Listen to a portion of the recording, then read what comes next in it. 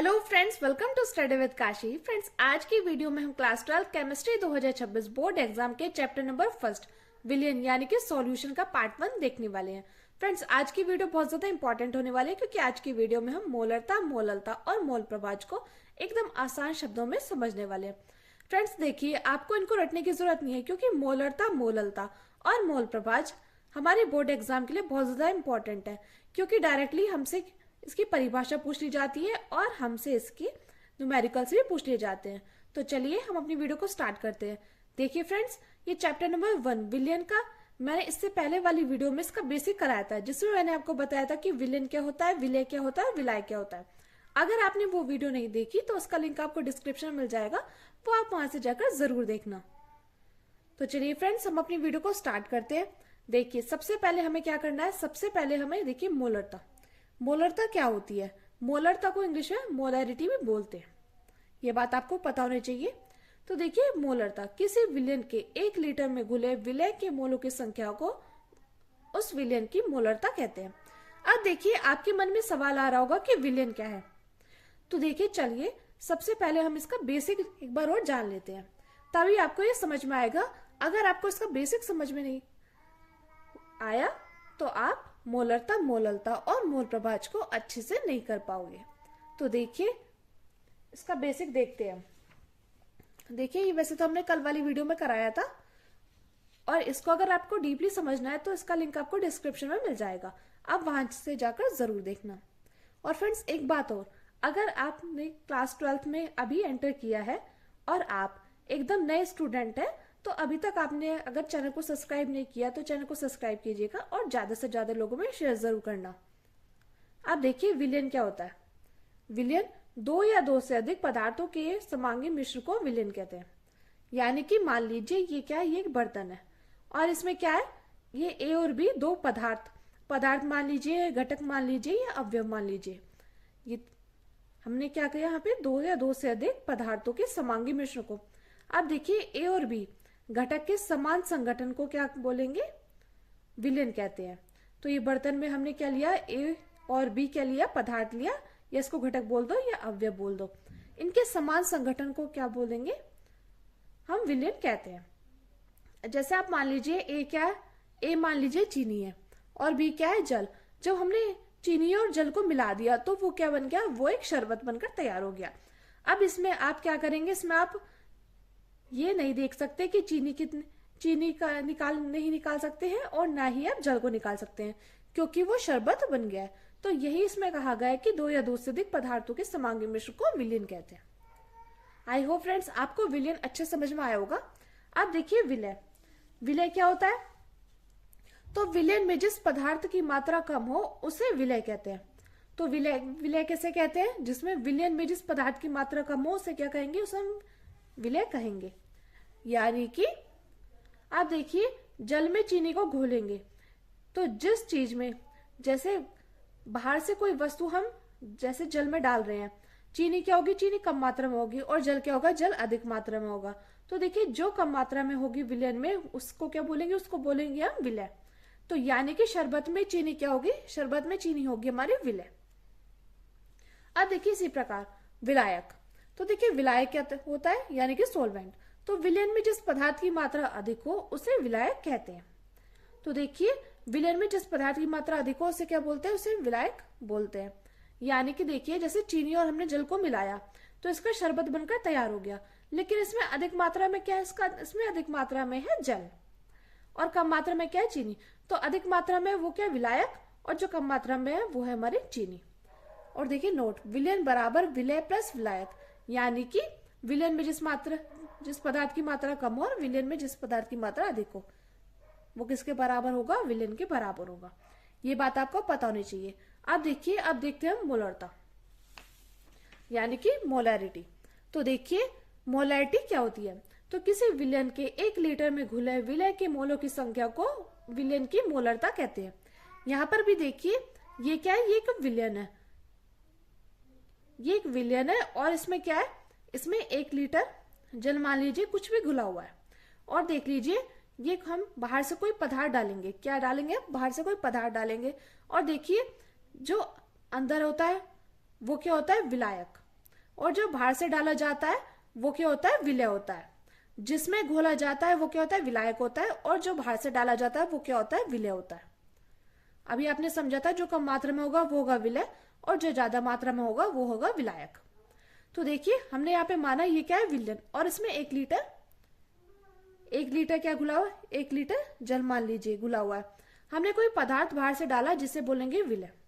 तो देखिए यही है हमारी परिभाषा है कि किसी विलयन के 1 लीटर में घुले विलय के मोलों की संख्या को विलयन की मोलरता कहते हैं। अब देखिए आपको पता होना चाहिए एक बात कि मोलरता में क्या होता है। मोलरता में 1 लीटर की बात की गई है, तो किसी विलयन के 1 लीटर में घुले विलय विलय आपको पता होना चाहिए मोलरता में क्या है, विलय के मोलों की संख्या को उस विलयन की मोलरता कहते हैं। तो किसी विलयन के 1 लीटर में घुले विलय की मोलों की संख्या को उस विलयन की क्या बोलेंगे, मोलरता कहते हैं। अब देखिए इसका फॉर्मूला क्या है, मोलरता बराबर विलय के मोलों की संख्या अपॉन विलयन का आयतन लीटर में। ये क्या है, ये इसका सूत्र है। और देखिए फ्रेंड्स आपको ये सूत्र अच्छे से पता होने चाहिए, क्योंकि देखिए डायरेक्टली हमसे न्यूमेरिकल में पूछ लिया जाता है मोलरता बताइए। तो इसके अगर आपको मोलरता निकालनी है तो आपको इसका सूत्र अच्छे से याद होना चाहिए। तो देखिए विलय के मोलों की संख्या अपॉन विलयन का आयतन लीटर में। अब देखिए यहाँ पे देखिए मोलरता, इसे किससे प्रदर्शित करेंगे, कैपिटल एम से। तो विलय के मोलों की संख्या यानी कि एन अपॉन विलयन का आयतन लीटर में, तो देखिए वी। अब देखिए यहाँ पे तो विलयन का आयतन लीटर में, तो देखिए यहाँ पर हमने क्या क्या किया है, विलयन का आयतन मिलीलीटर में। अब देखिए हमने इसको चेंज किया है लीटर से मिलीलीटर में, तो इसके लिए हम यहाँ पर क्या करेंगे, इसके लिए हम यहाँ पे 1000 से मल्टीप्लाई कर देंगे। अब देखिए बात आती है एन। एन कैसे निकालेंगे, एन निकालेंगे डब्ल्यू अपॉन एम, यानी कि मोलों की संख्या बराबर क्या है, भार बटे अणुभार। ये हम इस प्रकार निकालेंगे एन बराबर डब्ल्यू अपॉन एम, यानी कि मोलों की संख्या बराबर भार बटे अणुभार। अब देखिए कैपिटल एम, तो देखिए ये इसका फाइनल सूत्र निकल कर आ गया है मोलरता का, मोलैरिटी का। m is equal to small w upon small m into V millilitre में इंटू 1000। अब देखिए यहाँ पर स्मॉल w क्या है, विलय का भार, स्मॉल m क्या है, विलय का अणुभार, और देखिए v क्या है, विलयन का आयतन। तो देखिए फ्रेंड्स ये थी हमारी मोलरता। अगर आपने स्क्रीनशॉट नहीं लिया तो स्क्रीनशॉट ले लीजिएगा। और फ्रेंड्स एक बार फिर से, अगर आप इस चैनल पर नए हैं तो प्लीज हमारे चैनल को सब्सक्राइब कीजिएगा और वीडियो को लाइक शेयर कमेंट जरूर कीजिएगा, क्योंकि आपका कमेंट मेरे लिए मोटिवेशन काम करता है। चलिए फ्रेंड्स अब देखते हैं मोललता क्या होती है। मोललता जिसको हम इंग्लिश में क्या बोलते हैं, मोलैलिटी। क्या बोलते हैं फ्रेंड्स, मोलैलिटी। अब देखिए इसमें क्या है, इसमें भी देखिए ये कोई विलयन है, इसमें क्या है, विलायक क्या है, 1 किलोग्राम। आपको एक बात याद रखनी है कि मोलरता में क्या हो रहा था, मोलरता में लीटर में विलायक था, लेकिन यहाँ पर क्या है 1 किलोग्राम में, किलो में विलायक है। तो यानी कि मोलैलिटी क्या है, किसी विलायक के 1 किलोग्राम घुले विलय के मोलों की संख्या को विलयन की मोललता कहते हैं। यानी कि यहाँ पर देखिए, यहाँ पर ये जो है ये क्या है, विलायक, और जो बाहर से डाला जाता है वो क्या होता है, विलय। और यहाँ पे विलायक कितना, 1 किलोग्राम है। तो आपको बस क्या याद रखना है, उसमें था किसी विलयन के 1 लीटर में घुले विलय के मोलों की संख्या को विलयन की मोललता कहते हैं। और आपको याद रखना है कि मोललता में क्या था कि किसी विलायक के 1 किलोग्राम में, आपको बस यहाँ पे याद रखना है, यहाँ पर विलयन की जगह क्या है, विलायक, और यहाँ पे क्या है, किलोग्राम, और वहां पे क्या था, वहां पे था लीटर। बस आपको ये बात याद रखनी है, यही इन दोनों में डिफरेंस है। तो देखिए किसी विलयन के 1 लीटर में घुले विलय के मोलों की संख्या को विलयन की मोलरता कहते हैं। यहाँ पर था मोलरता में किसी विलयन के 1 लीटर में घुले, और यहाँ पे क्या है, मोललता में किसी विलायक के 1 किलोग्राम में घुले विलय के मोलों की संख्या को विलयन की मोललता कहते हैं।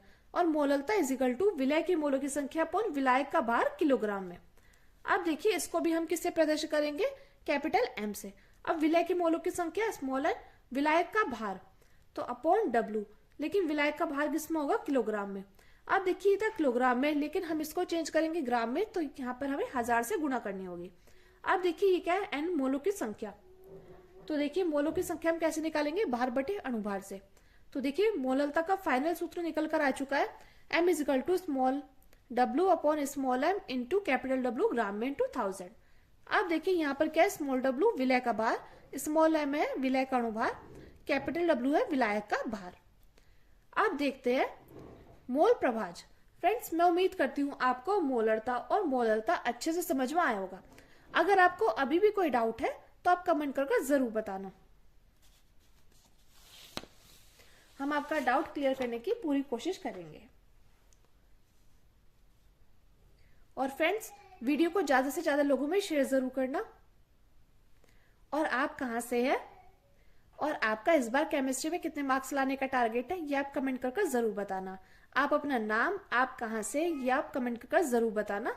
इससे क्या होगा, इससे हमें पता चलेगा कि हमारी वीडियो कहां कहां तक पहुंच पा रही है और किन किन लोगों को हेल्प मिल पा रही है। अब देखिए फ्रेंड्स, बात आती है मोल प्रभाज की, जिसे हम मोल अंश भी बोलते हैं। तो देखिए मोल प्रभाज या मोल अंश, तो देखिए ये क्या होता है, किसी मिश्रण में किसी घटक का मोल अंश उस घटक के मोलों की संख्या तथा कुल घटक के मोलों की संख्या के अनुपात के बराबर होता है। यानी कि यहाँ पर भी हमने कोई विलयन लिया है और इसमें दो घटक ले लिए हैं। इसमें देखिए जरूरी नहीं है कि आपको दो घटक लेने हैं, दो या दो से अधिक घटक भी ले सकते हैं।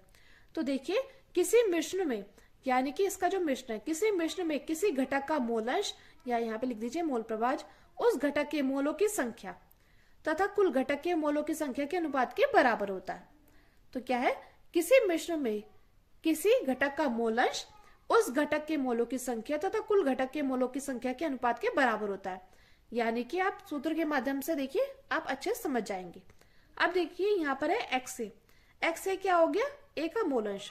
अगर हमें ए का मोल अंश निकालना है, अब देखिए फ्रेंड्स, मोल प्रभाज भी आपकी न्यूमेरिकल्स, आपके भर के क्वेश्चन आते हैं मोल प्रभाज से, उसमें आपसे न्यूमेरिकल डायरेक्टली पूछ लिया जाता है कि ए और बी का मोल प्रभाज अलग अलग बताइए। तो उसके लिए आपको क्या पता होना चाहिए, उसके लिए आपको सूत्र अच्छे से पता होना चाहिए। तो यहाँ पे देखिए एक्स ए यानी कि ए का मोल प्रभाज, तो निकाला है Na upon Na plus NB, यानी कि Na क्या है, ए के मोलों की संख्या अपॉन कुल मोलों की संख्या। यही यहाँ पे लिखा था ना, देखिए किसी मिश्रण में किसी घटक का मोल अंश। देखिए आपको क्या करना है, आप लिखेंगे किसी मिश्रण में, किसी मिक्सचर में किसी घटक, इसको घटक बोल दीजिए, पदार्थ बोल दीजिए, अवयव बोल दीजिए, का मोल अंश। बस ये तो आपको इसमें से लिखना है। उस घटक के मोलों की संख्या, उस घटक के, ये देखिए घटक है, इसके मोलों की संख्या अपॉन कुल घटक के कुल, जैसे देखिए Na प्लस NB, कुल घटक के मोलों की संख्या के अनुपात के क्या होता है, बराबर होता है। यानी कि देख लीजिए x is equal to Na upon Na plus NB। यहाँ पर अगर हमसे ए का मोल अंश पूछा है तो हम ये वाला फॉर्मूला लगाएंगे। अगर हमसे बी का फॉर्मूला पूछता, बी का मोल अंश पूछता, तो हम यहाँ पे करते हैं NB upon Na plus NB। तो जिसका हमें पूछा गया है हम उसका पहले ऊपर करेंगे और बाद में इन दोनों का जोड़ करेंगे। अब देखिए मोलों की संख्या हम कैसे निकालेंगे, भार बटे अणुभार से।